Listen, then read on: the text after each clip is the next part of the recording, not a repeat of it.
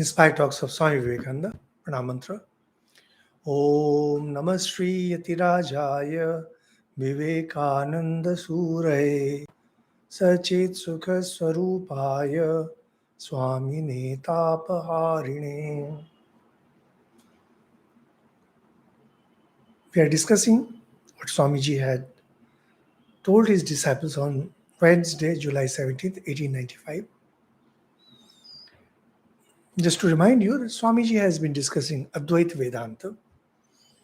Those of you who have been listening to these talks, maybe from the beginning, and have listened to some of our other talks, particularly on Mandukya Karika, will surely be able to understand what we are discussing.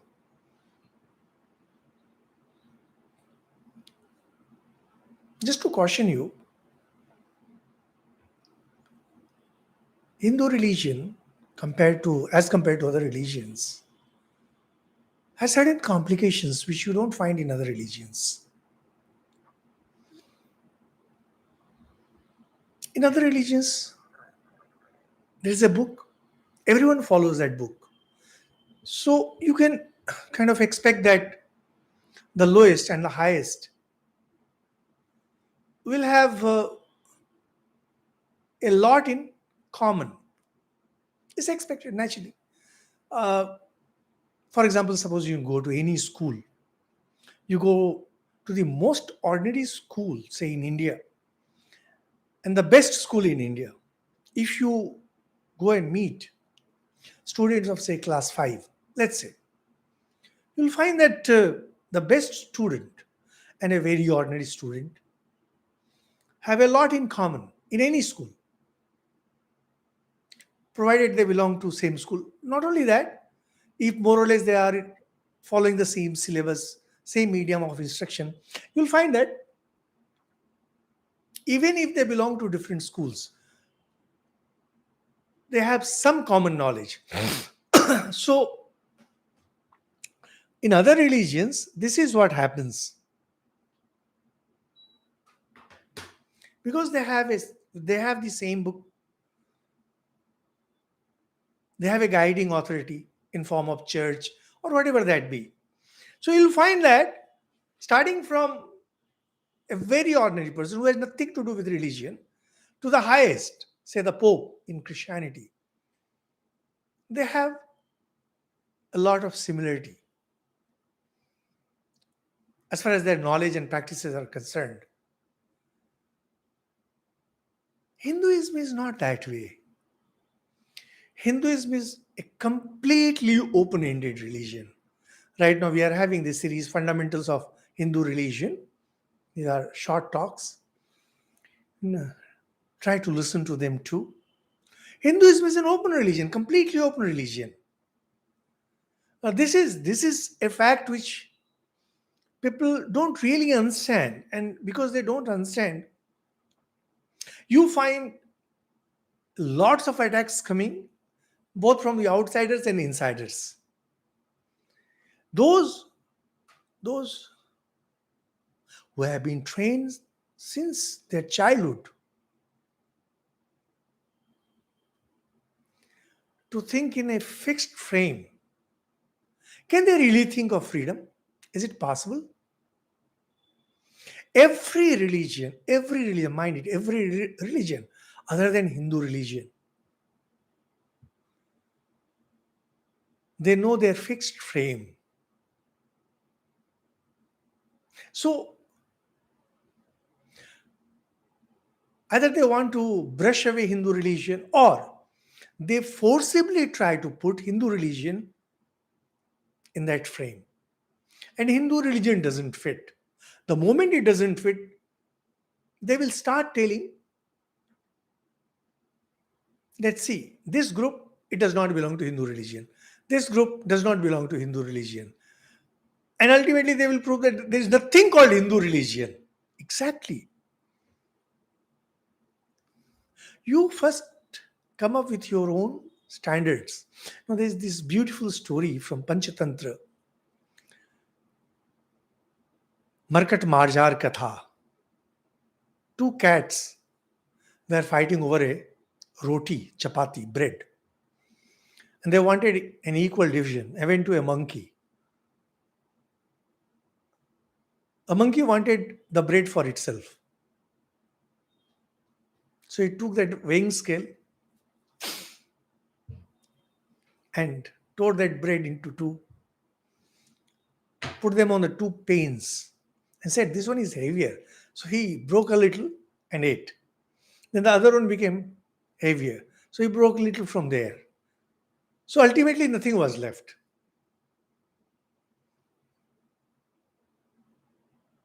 Exactly, this is the position of the Hindu religion.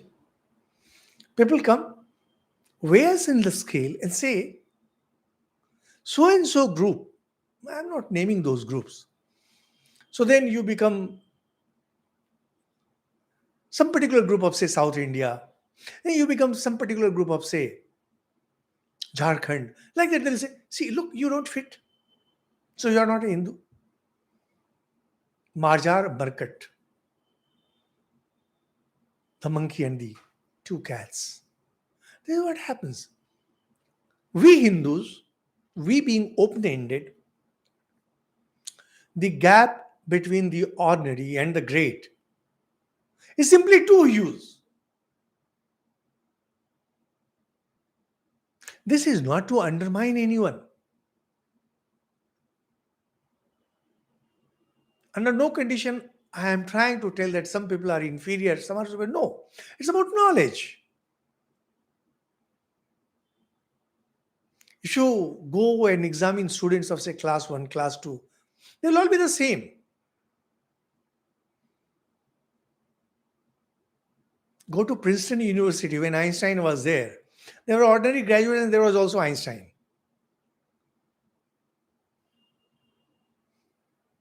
You cannot compare them. Hindu religion is something like that. Or better still, the entire education system. Entire education system. Hindu religion accommodates all.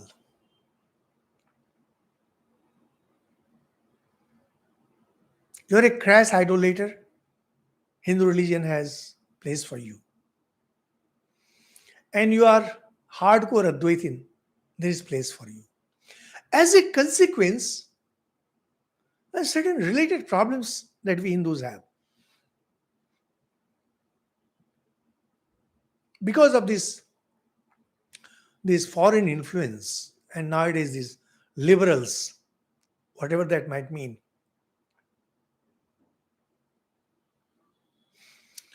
they're trying to tell that there are lots of wrong practices in us without realizing that Hindu religion will not be Hindu religion without those practices, because it allows everything. Till you aim to be spiritual. And by spiritual, we mean giving up the world. That should be your ultimate goal. So now what has happened, particularly because of this cyber world, we have certain glamour attached with Vedanta. Recently, I met one of my brother monks, and he said, look, you are the only monk, you are the only monk who dares write on Hinduism and who speaks on Hinduism. Particularly, those in America, they're always talking about Vedanta, meditation, and things like that. You are a Hindu, you are a proud Hindu. Just say you are a Hindu. Because you see, there's some glamour. The way educated people are more respected, just like that. We have kind of classified that those who understand Vedanta, particularly those who can say they are Advaitins, they are more glamorous. Nothing like that. Absolutely nothing like that. Second point is that, believe me, dear listeners, I know many Advait preachers. They themselves don't understand Advait. It's not that easy. Understanding Advait, It's not easy. So now, what we are discussing here is Shankara's Advaita, Shankaracharya is incarnation of God, presenting before us the sublime philosophy. Sublime. Now, during the time of Shankaracharya,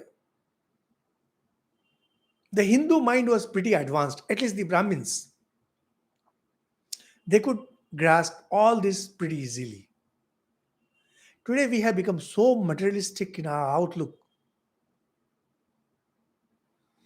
or our temperament, as far as education is concerned, has become so externalized and it has become so far removed from the traditional way of learning that we fail to understand the subtleness associated with Vedanta. That is why you will see Swamiji is talking about the same thing repeatedly.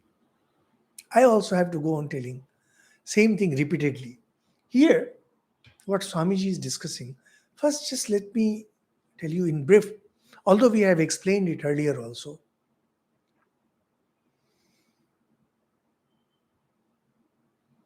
Whenever we perceive an object, by perception we mean all the five senses.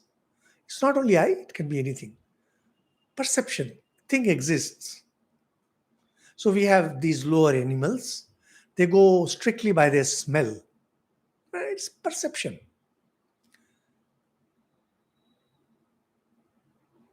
Even if the objects go away, perception remains. And that is why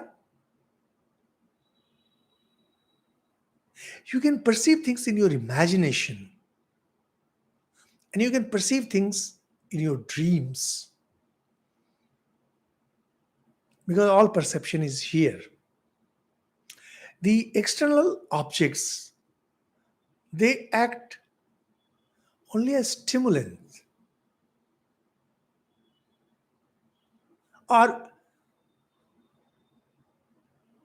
they gave you the first perception, mind recorded it, it's over. Now you can recall it.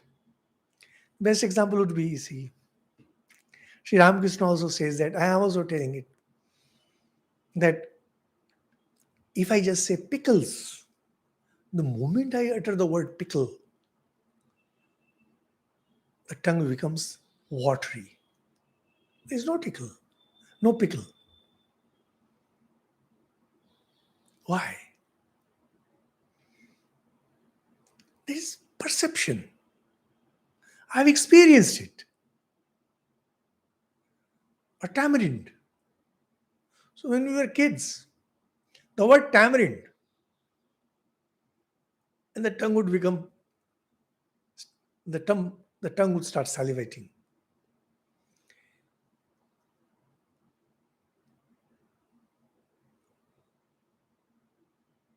How can there be perception?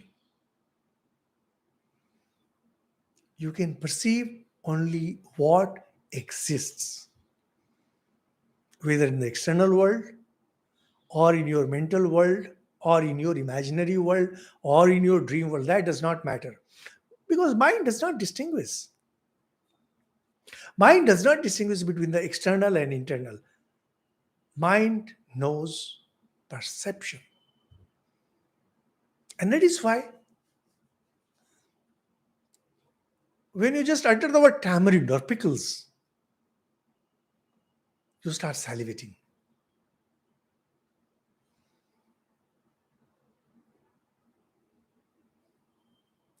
Perception is the ultimate proof of existence. Existence does not matter whether it is external, outside, or inside, or where it is. That you are perceiving it, that is the proof of existence. Acharya Shankar, however, uses the logic in a different way. Swamiji is explaining the way we will understand. That is, existence and perception, They are related. There might be something, there might be an existence about which I'm not aware. But if I'm aware of something, it has to exist. Either in the external world or in imagination, in memory, in dreams, somewhere.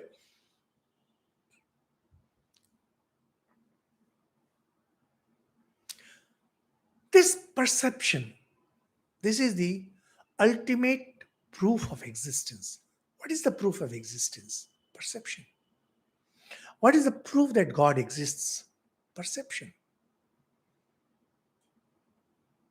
What is the proof that God does not exist? Perception.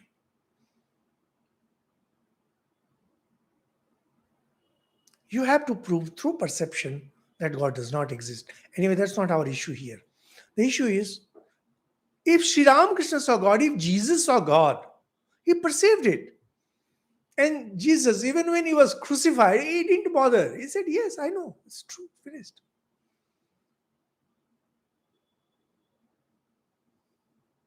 Same with Sri Ramakrishna. And same with many others. Perception is the ultimate proof. And from there comes, since perception alone exists ultimately, it has to be infinite.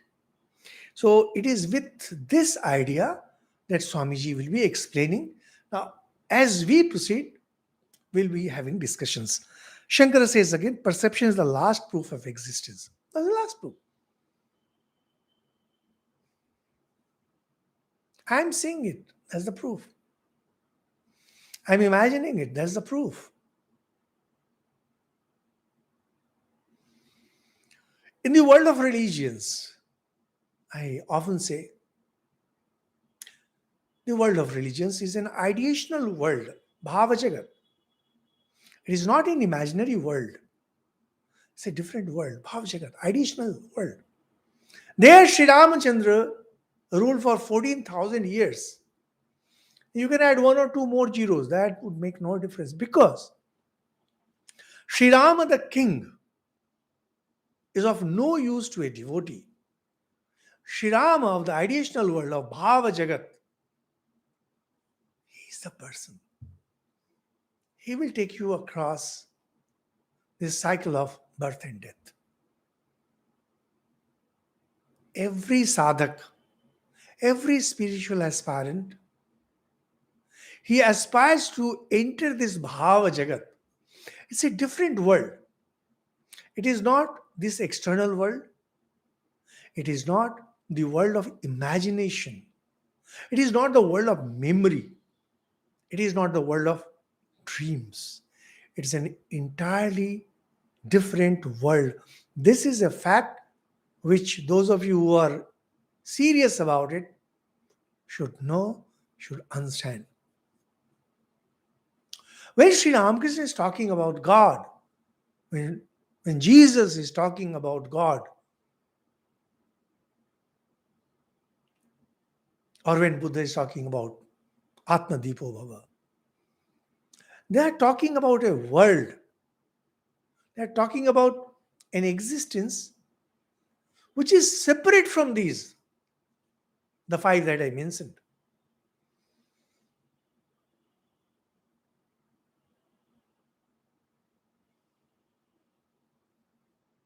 It is true, but only for the person who has entered that world. Sri Ramakrishna will understand what Jesus is saying, but the Jews of his period, barring some of his admirers and disciples, could not understand what Jesus was telling. Nothing wrong with it, absolutely nothing wrong with it, because when Sri Ramakrishna was here, people of Kolkata who consider themselves enlightened, people of Kolkata always consider themselves enlightened. They consider it earlier, they consider it today or too. They laughed at Sri Ramakrishna. They mocked at him. In India, we don't have this culture of crucifying people. In the West, they have. So they crucified. As far as verbal crucifixion is concerned, Sri Ramakrishna was done the same thing. because people cannot understand. Now, today, when we proudly say that in Kolkata, we say Sri Ramakrishna is incarnation of God, we are just indulging in wordplay because we have not yet entered that Bhava Jagat.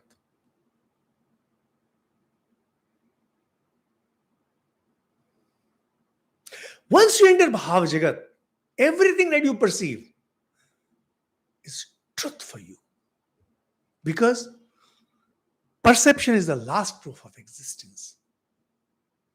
That's why when Swami Vivekananda, then Narendra Nath, came to Sri Ramakrishna and asked, "Have you seen God?" He said, "Yes, I've seen.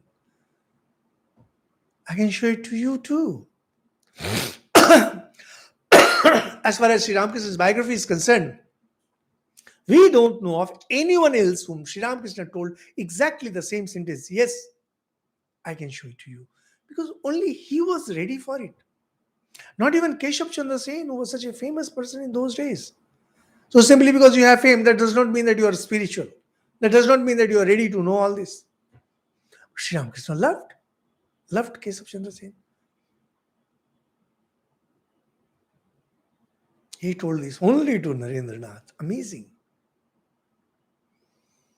Because he knew that he is ready. The young Narendra Nath was to be Swami. He is ready to enter that Bhava Jagat, where he will realize that Ram is true and Krishna is true and Kali is true and Jesus is true. My dear listeners, what I am telling you is not anything theoretical. This is the truth.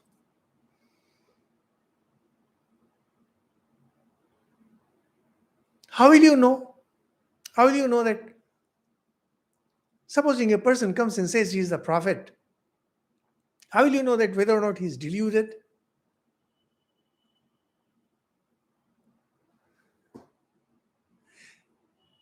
Sri Ramakrishna says he is seeing God, and a deluded person, a schizophrenic person, he comes and says he is seeing God. How will you know?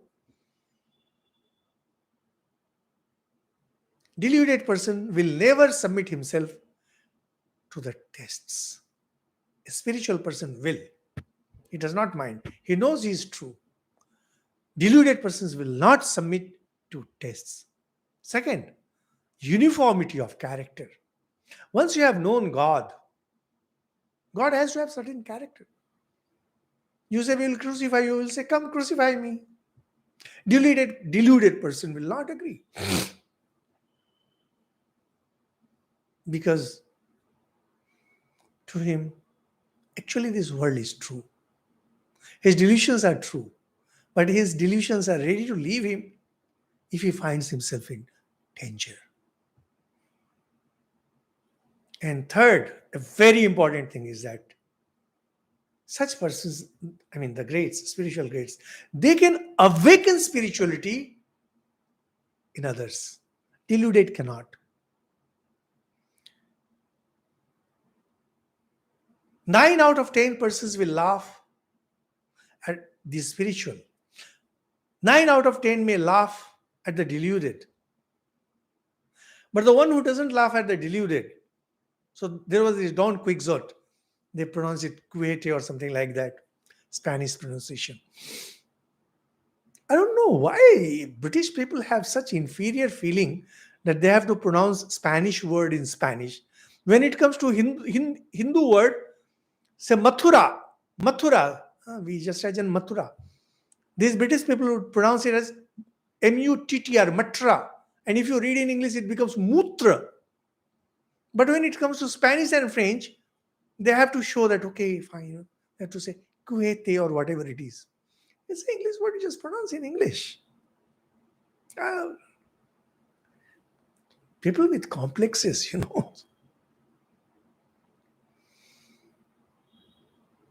So supposing there is someone like this Don Quixote. I prefer calling Quixote. He was deluded. And we have lots of such deluded person in India too regarding religion. But will they be able to inspire spirituality? No, they will not. Because it will not last long. Sri Ramakrishna could. There's a difference between schizophrenic world and ideational world. These are two different things. This is perception. Even a deluded person perceives. Oh, my friend, Don Quixote. So, I thought it's Quixote. It's self-effulgent and self-conscious, because to go beyond the senses, we should still need perception. There are cracks. If you say that, I have seen it, but you cannot see it, it's a very interesting thing. If Sri Ramakrishna said, as say in Islam, they say, he's the last prophet. He saw it, others cannot. He was the messenger, he cannot. Well, now there is no way of knowing it. Whether he was right or wrong, that's not our issue. The thing is, the buck stops there. The line ends there. Not in Vedanta. Not in Vedanta. In Vedanta, the line is never ending. Why never ending? Because if you say that you have gone beyond the senses, you must have perceived. There must be some kind of perception. And others too should be able to have that perception. If not, cross. Hindus will not accept. No, beyond. If you say you are going beyond perception, so when Sri Ramakrishna is seeing Mother Kali, is going beyond senses. Beyond perception? No.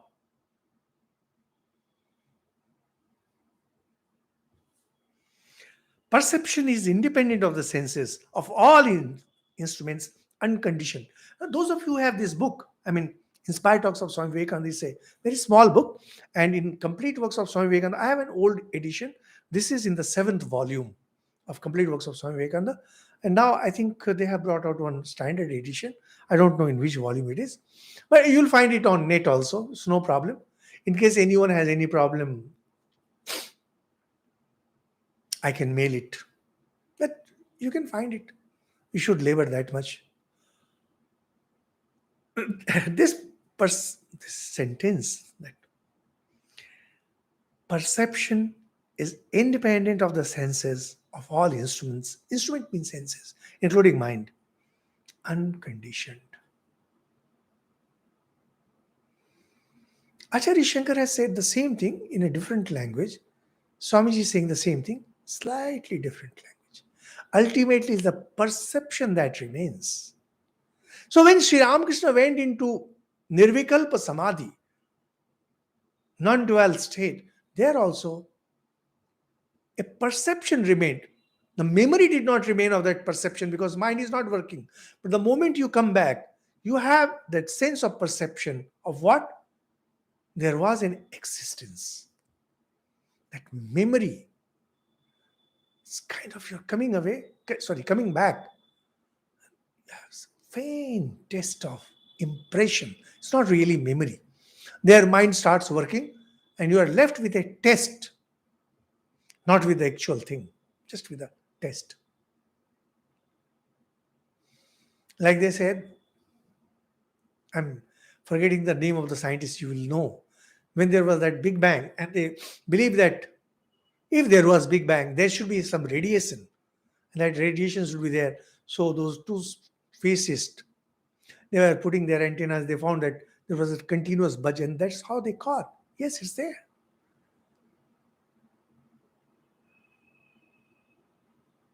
If fire was lit in this room, fire has been taken away, that heat will remain. Exactly like that happens in Nirvikalpa Samadhi.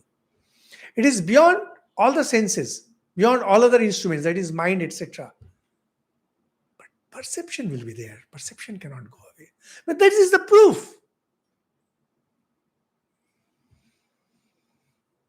There can be no perception without consciousness. Now, this here Swamiji is using the word consciousness in different sense.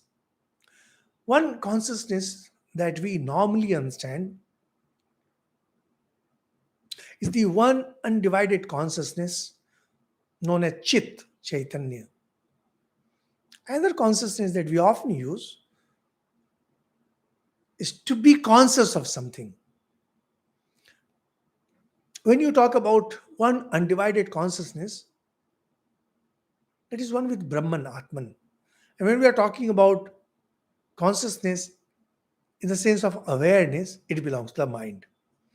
So there can be no perception without consciousness. Perception has self-luminosity. Perception does not depend on any other kind of light. To see something, you need lots of lights. You need external light to illumine the object. And you need to have your perfect eyes. And your optical nerve should be perfectly all right. Your attention needs to be there. Your mind should be there.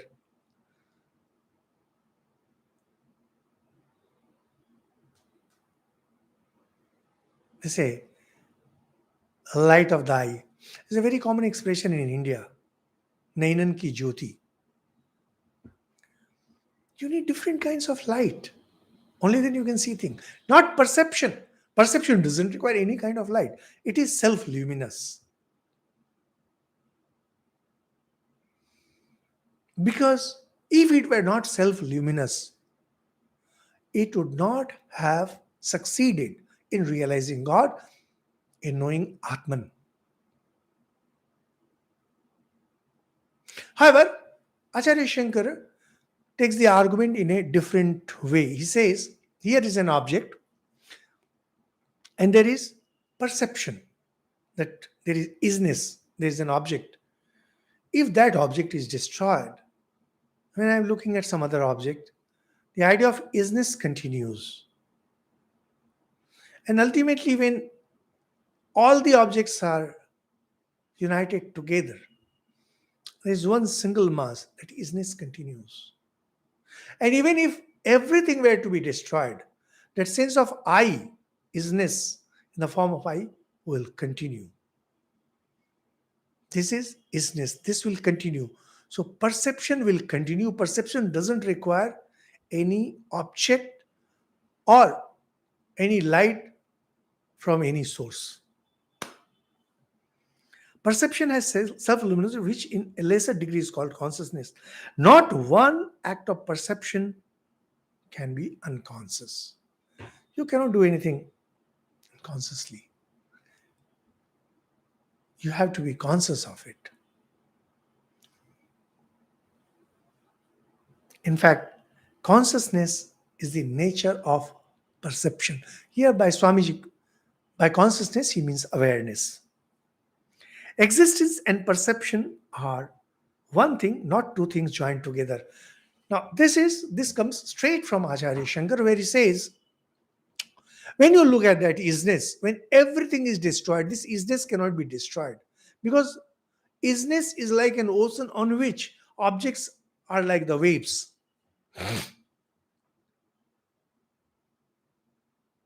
And you can perceive what exists. There are no two. There is only pure existence in the form of isness. So perception and existence, they have to be one and the same. Sat is the word for existence. Chit is the word for perception. So Sat and Chit, they have to be one. What Swamiji says? There are not two things joined together. When I am looking at this pen, two different things are joined together. My awareness of this pen and this pen, the object, these two things are joined together. But not in the case of isness, pure being, and in perception, ultimate perception. They are one and the same thing. One does not join the other. These are slightly technical, and if you read the original works of Acharya Shankar, you should be able to understand. And just to remind you, we have this talk on Mandukya Karika, talk number 1, Vedanta. There also we have discussed it in detail. That which needs no cause is infinite. So, as perception is the last proof of itself, it is eternal. See how beautifully Vedanta runs its arguments.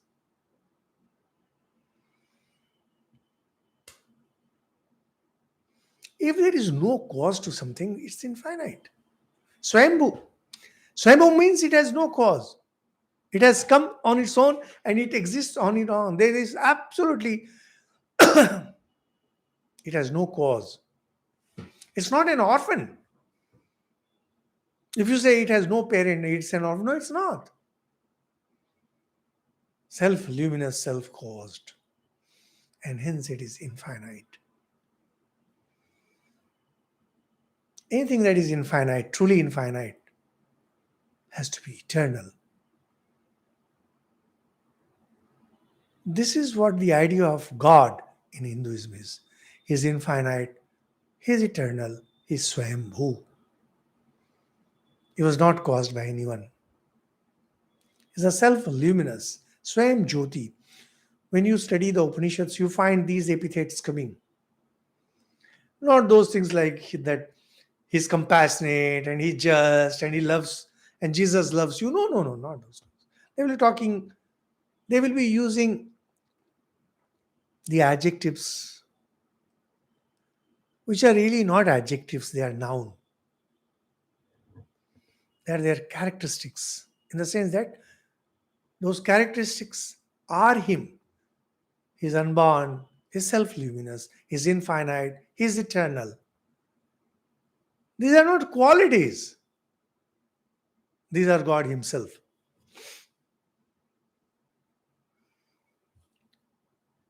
So as perception is the last proof of itself, it is eternal. Chit is eternal because there is nothing else left. It has no cause left. So it is eternal. Some of you might have difficulty understanding the train of thoughts. If you get a copy of the book, Inspired Talks, it's a very small book. And if you listen to this talk, the whole thing will become clear. When we were students, we had to study so hard trying to understand this physics and mathematics. We need to make that effort in understanding religion too. Religion is not a cakewalk. Not about, do you understand, it's something about belief. Okay, fine. What are your belief systems? Please tell us. No, we don't have any belief system. You just need to understand. And because it is eternal, there is no object to illuminate, no object to express it. So it is subjective. It's purely subjective. It is always subjective. Perception itself is its own perceiver. This thing, this idea keeps coming in Vedanta repeatedly. Vigyataram areken vijaniyat. Who will know the knower? How can you know the knower? Nothing can act on itself. And there being nothing else, there is no other. So how can you know the perceiver? You cannot. So when Swamiji says that is its own perceiver, nothing else remains. Like when I say I am looking at my hand, my eyes and my hands are different. In that state of absolute existence, perceiver, perception, and the object, they are all one and the same. Existence and perception, they are one and the same. They're not two things. It is impossible for any other system of philosophy to go to this level.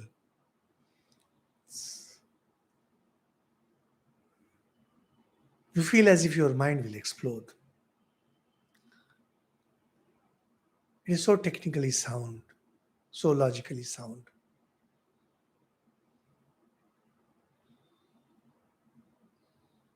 People who cannot understand Advaita,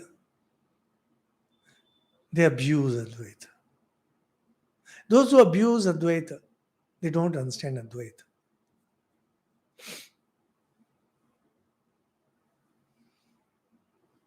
When we were kids, so as a kid, I never had great marks, however bright I was.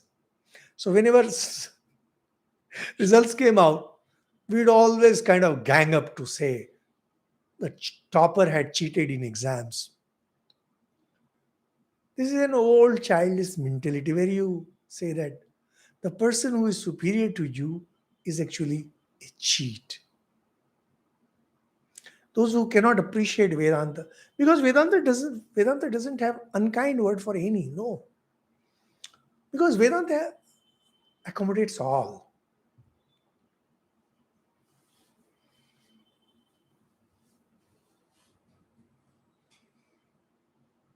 Those who are abusive of Vedanta simply means they don't understand.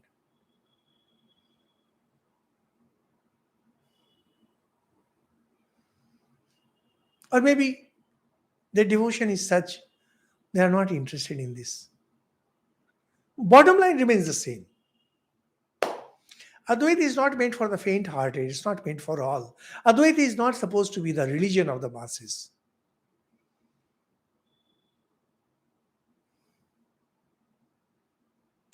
Perception is not in the mind, but perception brings mind. See, another bombshell from Swamiji.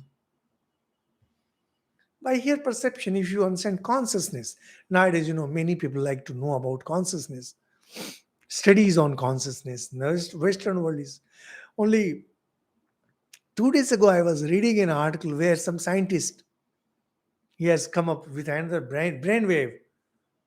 Get ready to believe that there is no mind.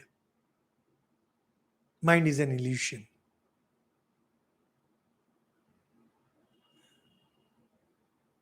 For us, the universe itself is an illusion. Creation itself is an illusion. Why are you talking about mind as an illusion?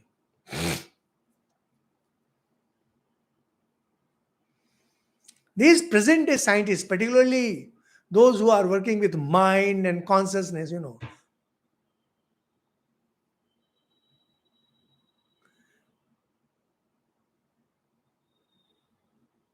these people are more jumpy than an intoxicated monkey. Continuously coming up with ideas. And within a few days, somebody else will come and contradict. Maybe that is the way to get their grants and all.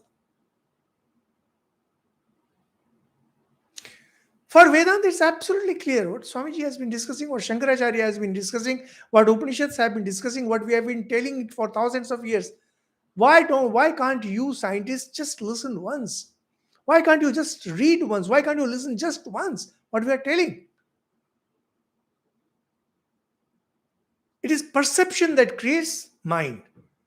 You are trying to understand consciousness through mind. You are putting the cart before the horse. And you say it's not working. It will never work.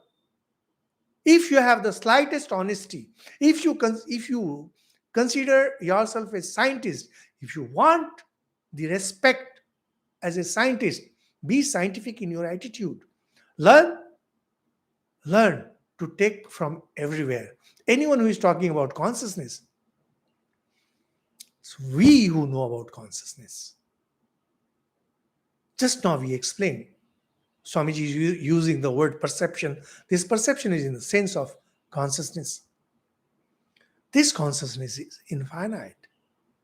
When it works through a body, when it works through a brain, the so called idea of consciousness comes in the Western world, which we call mind.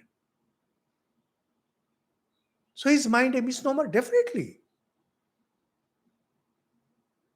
But as far as practical utility is concerned, practical working is concerned, we just can't move without mind. There you cannot go on talking about one absolute, all those big things. There you have to talk only about the mind. And that is why yoga, when yoga discusses freedom, it takes mind. It begins with mind. Goes through four full chapters with mind. And ultimately shows how you can transcend that mind. This is something so obvious in Vedanta.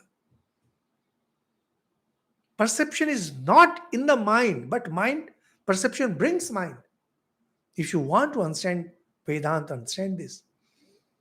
The one undivided consciousness, when it works through the body, through the mind, through the brain, it creates mind. When it works through the universe, it creates the cosmic mind. We are all part of that cosmic mind. But we are not part of that consciousness. We are that consciousness. It's an amazing thing, isn't it? What a paradox. We are consciousness. We are absolute consciousness.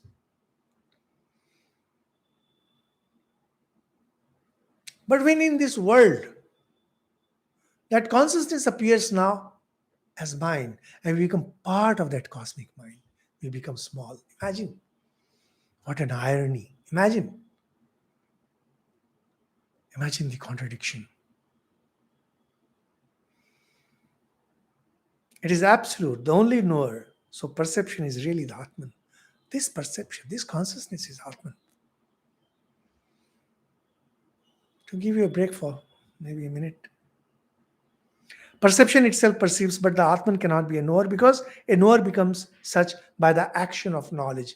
This also we have discussed many times, that whenever there is an action, whole thing changes. Atman never acts.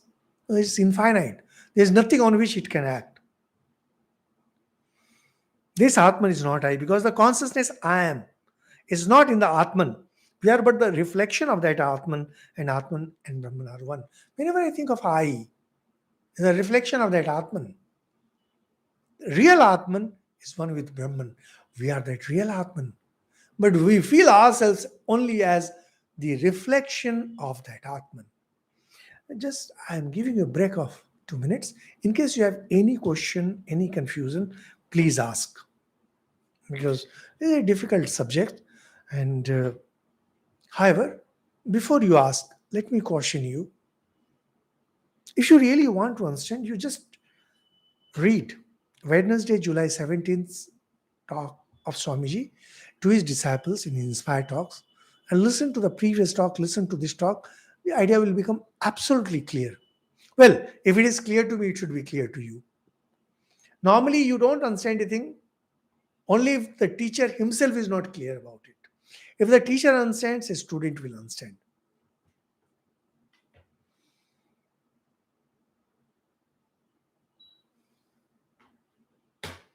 Any question? Son? Mr. Son is such a committed listener.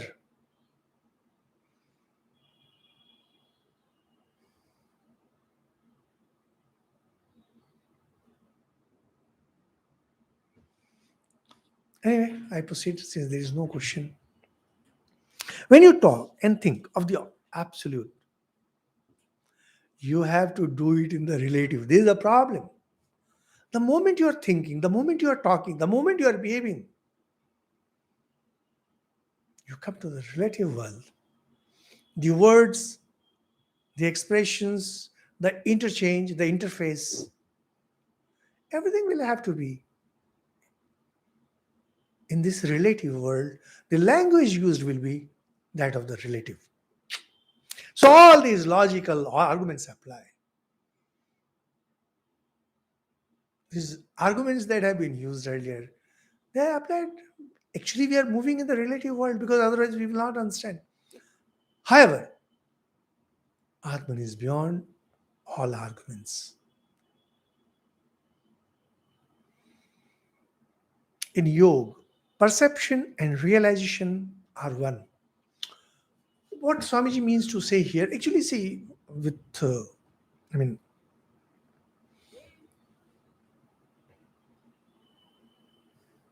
without meaning in anything negative, this inspired talks require some explanation because Swamiji is talking on so many different subjects and bringing them all together on one single platform, showing how everything's so harmonious. By harmonious, we don't mean to say that they are one and the same.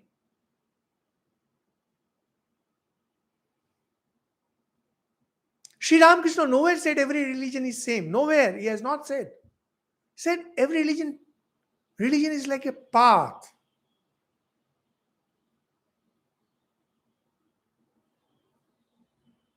How can you say that the Sri Rama of Tulasidas, who is the great Lord, whose devotee says Tulasidas, and one who says Aham Brahmasmi, they are one and the same? Can it be? No, it cannot be. How can it be? How can they both be same?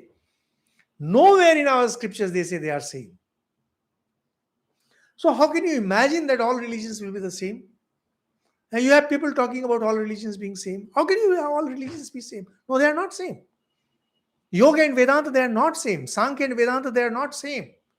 Even Sankhya and Yoga are not same.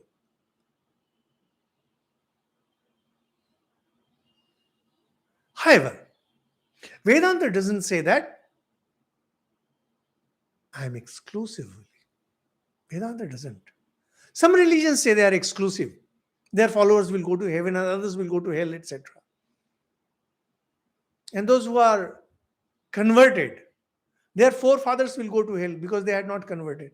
They themselves will be in the heaven, and from there they will be seeing, hello father, hello grandfather, rot in the hell. What kind of ideas they have? Oh, how different subconscious and conscious mind is. No, no, no. There absolutely no relation. Absolutely no relation. Subconscious, conscious. No, no, no. These ideas come from Freud. They are very basic. Nothing to do with Vedanta. We don't go for all those things. No, we are not discussing those things. Subconscious, unconscious, id, ego, all these things belong to mind. These things belong to psychology. Psychology is a much lower subject compared to Vedanta. It has nothing to do with all that. We are discussing pure consciousness, of which mind is just a small expression. Subconscious, etc., are further smaller conception of the mind.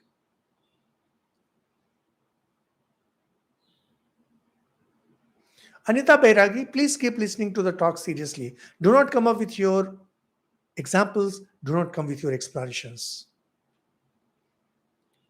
Please, huh? Just please. It's not that easy to understand Vedanta. Please. Only if you have some confusion in what, like Mr. Kumar question, he is having some confusion. You are coming up with your, oh, please, please calm down.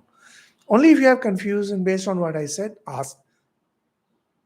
Don't change the topic. In yoga, perception and realization. So yoga says chitta vritti nirodha.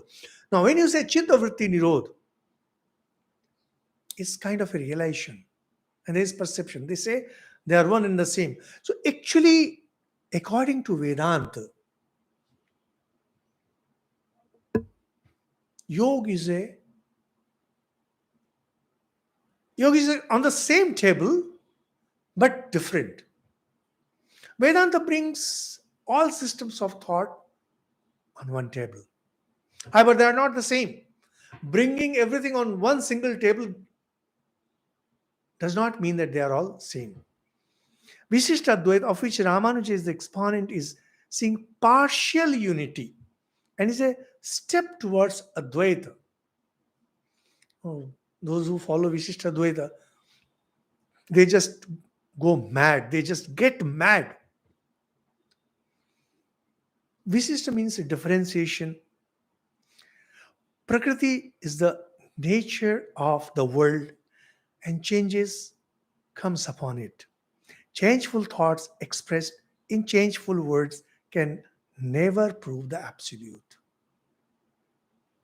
So Anita Bairagi has written all those deep and Pratipalan and this and all that. You're playing with words. It's not meant for Advaita. As Swami says, Prakriti is the nature of the world and changes. So changeful thoughts expressed in changeful words. First, first step of wisdom, first step in Vedantic wisdom is control your words. Learn to control your words. Changeful thoughts. You're focusing on mind. Mind is all about thoughts. Thoughts are continuously changing, and so you have continuous words.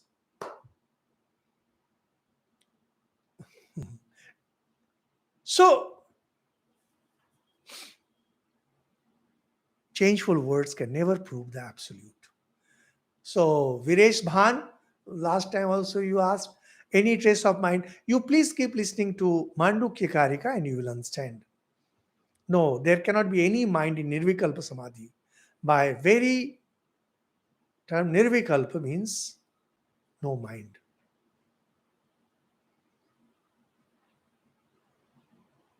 Shastra Mayanji is requesting Bengali viewers to listen to Bengali talks where the ideas have been made clear and transcribed talks available in PDF form. So you reach only something that is minus certain qualities, not Brahman itself. The moment you take any path other than Advaita, you will definitely reach somewhere. Where? Something that is minus certain qualities, but not Brahman.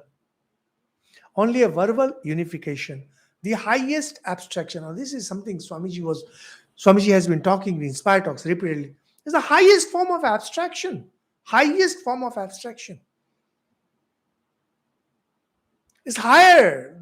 When you think of E equal to MC square, it's an abstraction. Now, when Vedanta is talking about the simple equation, Atman is Brahman, Atman equal to Brahman, you are going into deeper abstraction, but not the non-existence of the relative. So, Brahman is the highest abstraction. Brahman does not say that the relative does not exist. This is where most people make mistake. Those who understand Advaita, or those who try to understand, they always think that Advaita is true, everything else is false. No, it is not that. Advaita says absolute and relative, both are true. Absolute is one kind of truth, relative is another kind of truth. If you focus on relative, you will stay stuck up with the relative. If you focus on absolute, you'll become absolute. Here in India, we have Delhi, we also have Mumbai. If you stay focused in Delhi, you'll be one of Delhi. If you focus in Mumbai, you'll be one of Mumbaikar. It's a simple thing. If you focus on Advaita, you'll become Advaita. If you focus on relative, you'll become relative. Such a simple thing. What is there to argue? What Acharya Shankara says that if you focus on the relative, relative is characterized by birth and death, duality, happiness, misery, etc. Do you want to continue with that?